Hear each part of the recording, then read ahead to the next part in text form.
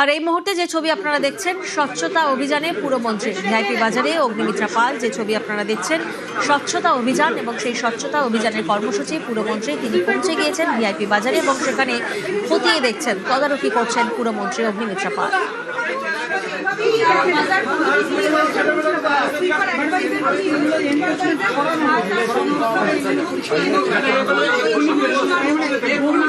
Maintain করা হয় যে কে সকাল ডিউটি সকাল 6টা থেকে 12টা 1টা অবধি ডিউটি, এটা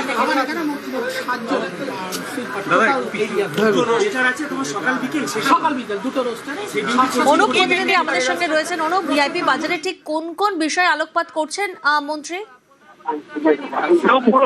মন্ত্রী অগ্নিমিত্রা পাল তিনি এই মুহূর্তে ঠাকুরগাছি যে ভিআইপি বাজার, সেই বাজার ইতিমধ্যে তিনি পরিদর্শন তিনি কিন্তু ঘুরে দেখছেন এবং রবীন্দ্রনাথ কলে তার সঙ্গে তিনি কিন্তু কথা বলছেন এবং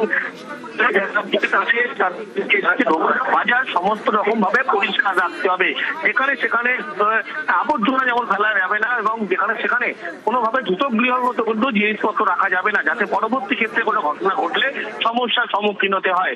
এবং প্রত্যেককে বলা হচ্ছে বাজার কিন্তু একটা নির্দিষ্ট সিস্টেমের মধ্যে চালাতে হবে, যার যখন যেমন খুশি কিন্তু বাজার যে কোনোভাবে দোকানের সাইড কেউ বাড়িয়ে নেবে, কোথাও নোংরা আবর্জনা ফেলে রাখবে, এগুলো একেবারে করা যাবে না একেবারে। এবং সেই ছবি আমরা দেখছি স্বচ্ছতা অভিযানে পুরমন্ত্রী অগ্নিমিত্রা পাল।